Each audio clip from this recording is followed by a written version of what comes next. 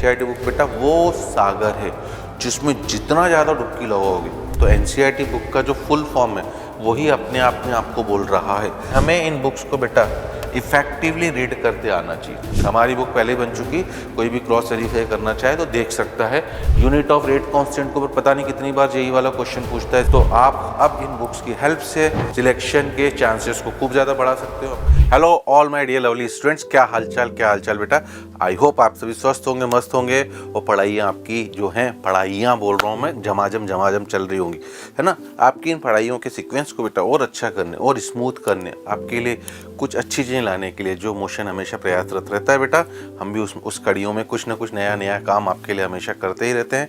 तो आज के सेशन का पर्पस क्या है सर, है ना। एक्चुअली बेटा हर कोई आपसे बोलता है कि एनसीईआरटी बुक की रीडिंग खूब मस्त है ना। उसकी एक एक लाइन को थॉरोली समझना काफ़ी ज़्यादा इम्पॉर्टेंट है ना।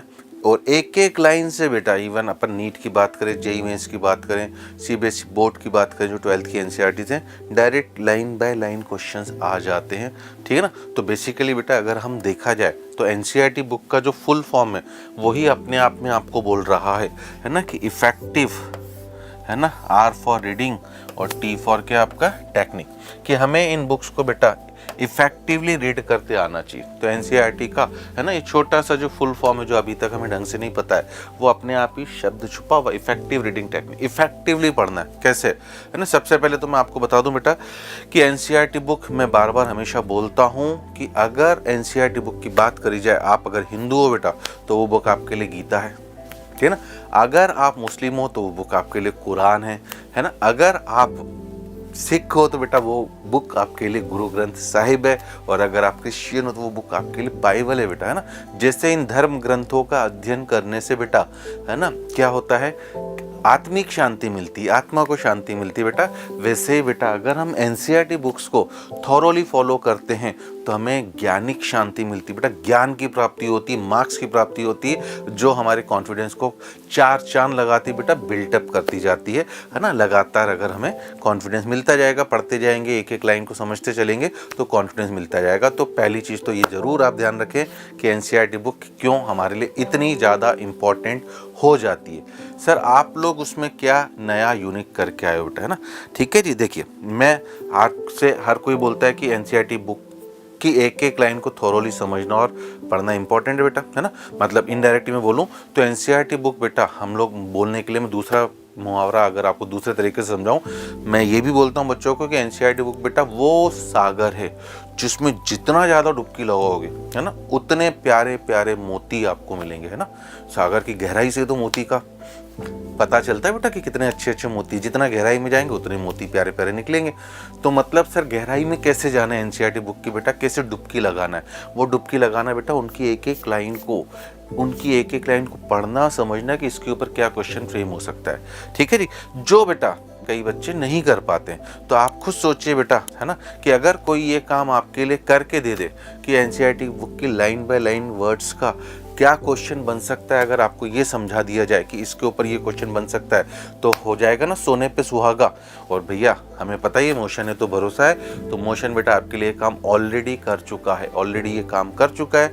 एनसीईआरटी बुक के हर पेज, जो भी पेज है बेटा, है ना, हमने उसके साथ कोई छेड़खानी नहीं करी। As it is left side में आपको एनसीईआरटी बुक का पेज मिलेगा, राइट साइड में वो जो आपने रीडिंग करी उस पेज की, उसके ऊपर क्या क्या क्वेश्चन बन सकते हैं बेटा, तो आपको तुरंत पता पड़ता जाएगा कि क्या क्या चीज़ें, है ना, क्या क्या क्वेश्चंस इस पर्टिकुलर पेज से बन सकते हैं, है ना। ठीक है जी, देखिए तो मैंने एनसीईआरटी का master every page of NCERT with smart question, her page की हमें मास्टरी करनी बेटा, स्मार्ट क्वेश्चन साथ में मिल रहे हैं आपको, ठीक है जी। और अगर मैं फुल फॉर्म बताऊं बेटा, एनसीईआरटी का एक नया फुल फॉर्म मैं आपके लिए लेकर आया हूँ, नोट्स फ्रॉम एवरी पेज, जो हर टीचर आपसे बोलता है बेटा हर बार, है ना। तो अब वो आपको बनाने की जरूरत नहीं, क्योंकि उनको क्वेश्चन के फॉर्म में आपको दिख रहा है। तो इससे क्या होंगे सर, कॉन्सेप्ट्स काफ़ी ज़्यादा इजी लगेंगे। Every question covered E for, है ना, आर रिवीजन फ्रेंडली, इससे सर रिवीजन काफ़ी आसान हो जाएगा, ठीक है ना।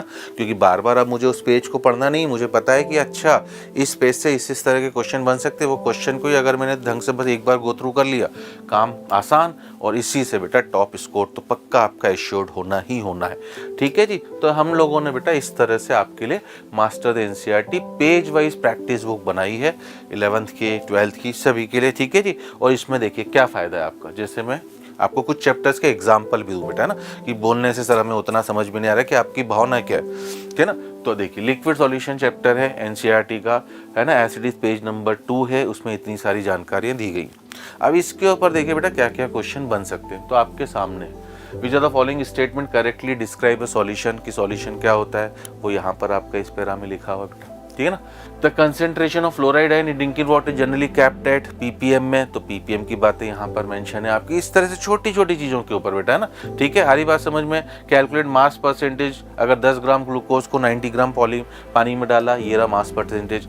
वॉल्यूम परसेंटेज बेटा उसके ऊपर क्वेश्चन बना दिया। तो अगर ये चीज़ें मुझे सर एज इट इज़, है ना, देखो अब अगला पेज आपका पेज नंबर 3, फिर से बेटा वही पीपीएम की बातें हो रही, मोल फ्रैक्शन की बातें हो रही, यहाँ पर आपका आ गया मास परसेंटेज क्या होता है, वॉल्यूम परसेंटेज क्या होता है, मास बाय वॉल्यूम परसेंट क्या होता है, मोल फ्रैक्शन क्या होता है, सब। तो छोटे छोटे छोटे क्वेश्चन, मतलब आप समझ लो पिछले पेज में 9 क्वेश्चन, इसमें मिल गए आपको 8 क्वेश्चन। ये अगला ही पेज एनसीईआरटी का अगर आप देखोगे उसमें क्वेश्चन दिए हुए।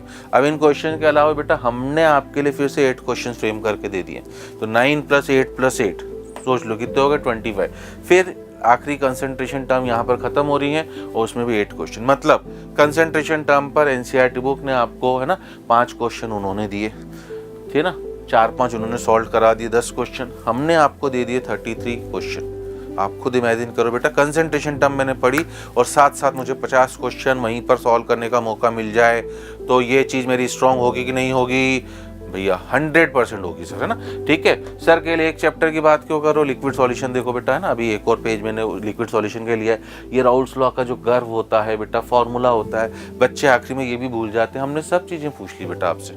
आइडियल सॉल्यूशन कब बनेगा, ठीक है ना। देखिए total vapour pressure varies linear with mole fraction, कितने स्टेटमेंट सही हैं। छोटा सा क्वेश्चन दे दिया, P0 A की वैल्यू इतनी है, P0 B की वैल्यू इतनी है, क्या होगा। तो सामने सामने बेटा पढ़ रहे हो वही क्वेश्चन हो रहा है, पढ़ रहे हैं वही क्वेश्चन हो रहा है। तो इससे कितना काम आसान हो जाएगा। आइए अगर मैं इलेक्ट्रोकेमिस्ट्री की बात करता हूँ, गैल्वेनिक सेल का ये पूरा पेज आप भले कितना ही अंडरलाइन कर लो बेटा, बट स्टिल कुछ ना कुछ भूल भुलैया का जीवन है और हम तुम अनजान तो हो ही जाता है।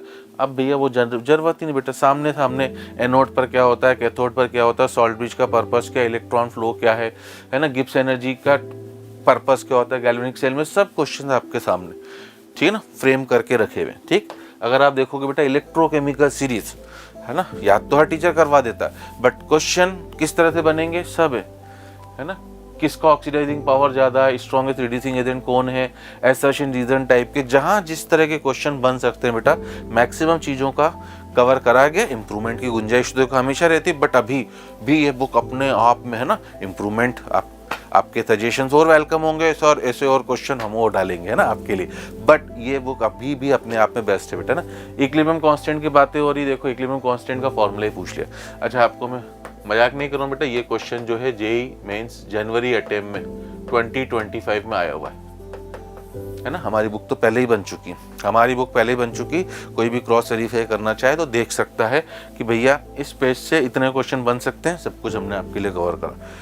ठीक है, और बताओ बेटा, लेड स्टोरेज बैटरी वगैरह, गैल्वेनिक सेल, ये सब उनके ऊपर क्वेश्चन। अब ये सेल वगैरह को नॉर्मली बच्चा इग्नोर कर देता है, यहाँ पर हमने पूरा एनोड पर कौन सी रिएक्शन हो रही है, मर्क्यूरी सेल में कौन सी रिएक्शन होती है, सब तरह के छोटे छोटे क्वेश्चन जब इंट्रोड्यूस हो चुके हैं बेटा, हर पेज के ऊपर आप समझो बेटा 7 to 8 question, 9 question, 10 question depending on, ठीक है ना। और मिक्स क्वेश्चन बेटा, न्यूमेरिकल भी है, असर्शन रीजन भी है, इन्फॉर्मेशन भी है, ठीक है ना। ये वापस देख लो बेटा, केमिकल काइनेटिक्स की बात करूँ, रेट लॉ के ऊपर कुछ बच्चे आज तक रेट लॉ से ऑर्डर ही निकालना सीख पाते बेटा।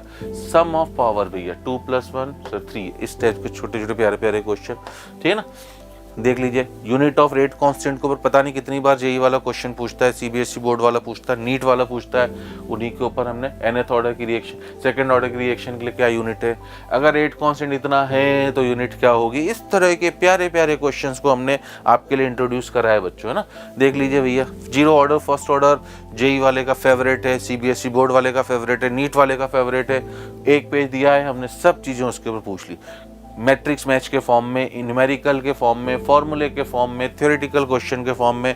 तो भैया ये सब हमारा कमांड क्यों नहीं आएगा, है ना। डी एंड एफ ब्लॉक में देखिए भैया कि किसकी कौन सी पावरफुल ऑक्सीडेशन नंबर, है ना, एक्टिनाइड सीरीज की ये होती हैं, उसके ऊपर छोटे छोटे question, number of oxidation state exhibited by protactinium Pa. तो हमने भैया, हमें यहाँ पे दिख रहा है पीए 3, 4, 5। अब हम देखते हैं बेटा, बट ये भूल जाते हैं कि इसके ऊपर क्वेश्चन कैसे बन सकता है। अब मुझे पता है भैया वो 3 ही ऑक्सीडेशन नंबर शो कर रहा है। With the following actinides does not exhibit an oxidation state of +7। तो दिख रहा भैया मुझे +7 वाले, है ना, ये 2 हैं जो +7 वाले ऑक्सीडेशन नंबर शो कर सकते हैं, बाकी नहीं कर रहे हैं। तो इस तरह की चीजें बेटा जिनके ऊपर हम नॉर्मली ध्यान नहीं देते। अब देखो ये जब ये डी एंड एफ ब्लॉक खत्म होता है, एक छोटा सा चीज लिखी हुई है। अब यहाँ पर उन्होंने बेटा ना विल्किंसन कैटालिस, जिगलर नाटा कैटालिस इनके नाम ले लिए है।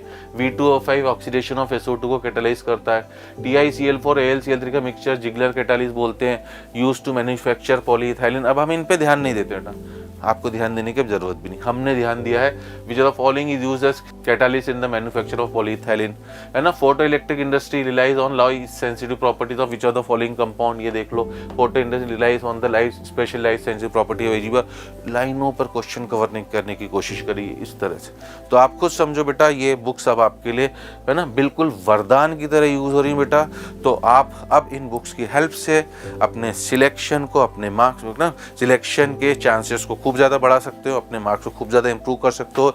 बोर्ड वाले बच्चे उधर भी इंप्रूव कर सकते हैं बेटा। और नीट में, जेई मेंस में बेटा हमें पता है एनसीईआरटी बुक्स का कितना ज़्यादा वेटेज है। स्पेशली अगर मैं केमिस्ट्री की बात करूं तो मैं खुद बच्चों को बोलता हूं बेटा लाइन बाय लाइन क्वेश्चन छप जाते हैं, तो हमारे लिए तो खूब ज़्यादा इंपॉर्टेंट है ये चीज़ें। तो ये मोशन है तो भरोसा है, ये भरोसे की कड़ी में आपके लिए एक और तोहफा हम लोग जोड़ रहे हैं यहाँ पर बेटा कि एनसीईआरटी बुक की रीडिंग आपके लिए कितनी आसान हो सकती है। उम्मीद करता हूँ हम सभी, है ना, इसका फ़ायदा उठाएंगे बेटा, ठीक है ना। जरूर आप इसे परचेस करिए और इसको लाइन बाय लाइन फॉलो करिए, कॉन्फिडेंस को बढ़ाइए, सिलेक्शन के चांस को बढ़ाइए।